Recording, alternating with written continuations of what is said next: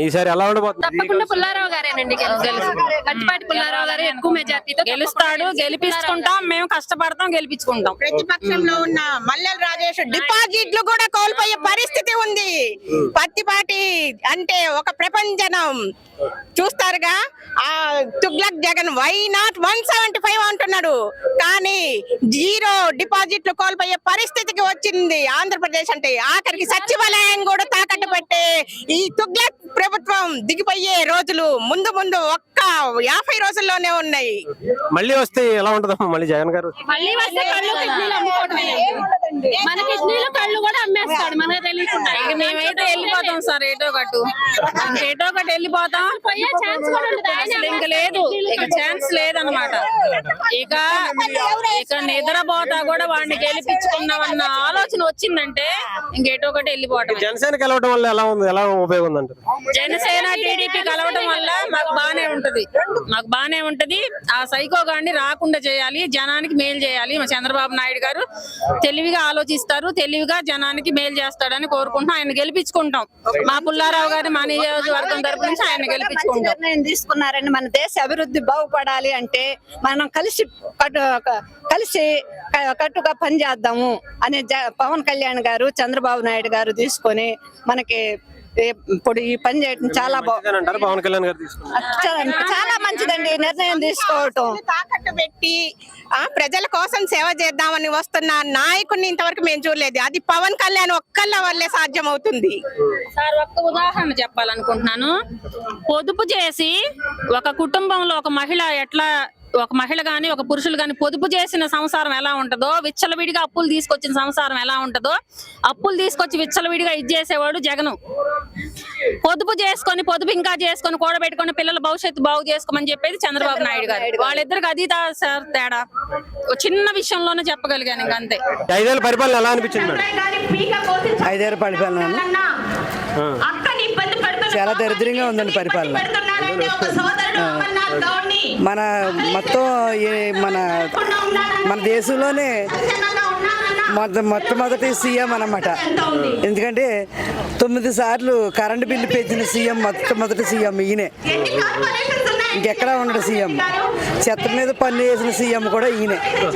ఇదే మొదటి సీఎం, ఇదే లాస్ట్ సీఎం కూడా అవుతాడు. ఇంకా మళ్ళీ ఈ సీఎం రాజకీయాల్లోకి రాడు. ఇంకా మళ్ళీ వస్తే పరిస్థితి ఏంటి అంటారు? మళ్ళీ వచ్చే పరిస్థితి ఏముందంటే రెండో శ్రీలంకే. ఇంకా అడుక్కు తినడమే మన పని.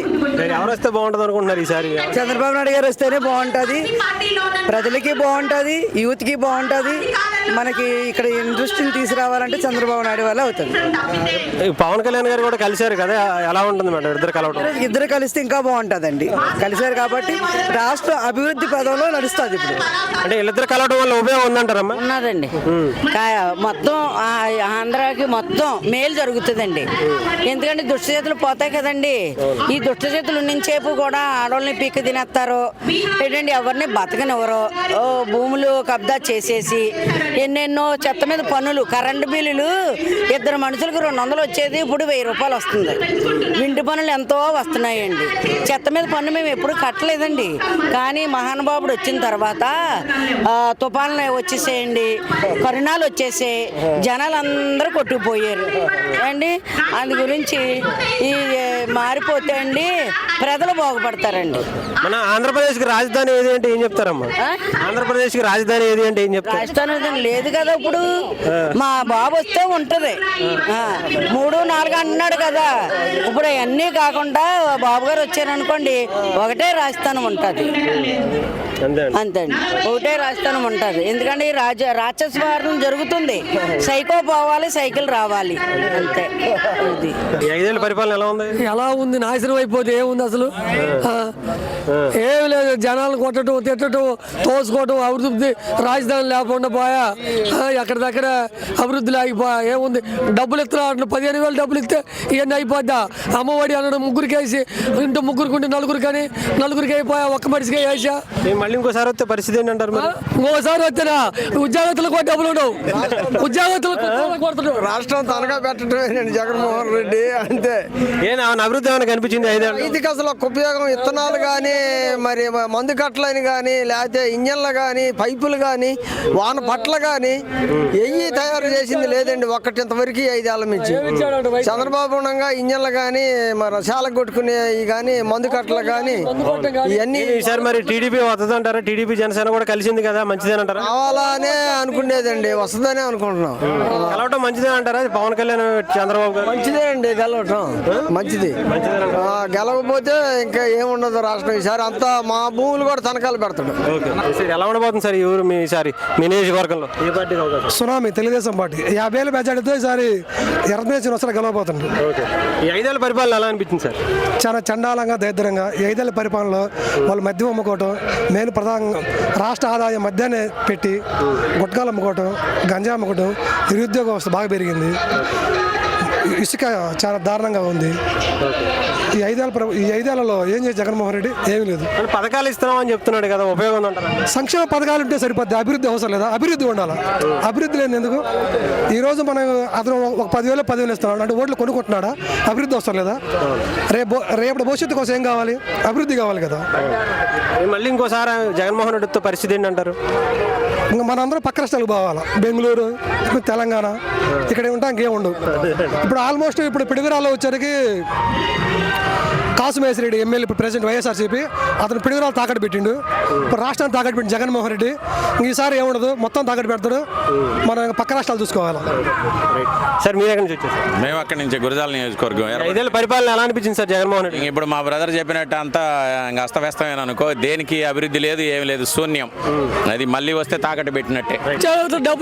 ఉద్యోగస్తులు డబ్బులు అడిగారు అనుకో, మిమ్మల్ని కొత్త బాలకు కొడతారు అంటాడు ఉద్యోగస్తుల్ని. అదే పని చేస్తాడు. ఉద్యోగస్తులు డబ్బులు ఇవ్వడు, ఇప్పటికే ఉద్యోగస్తులు ఏడుతున్నారు.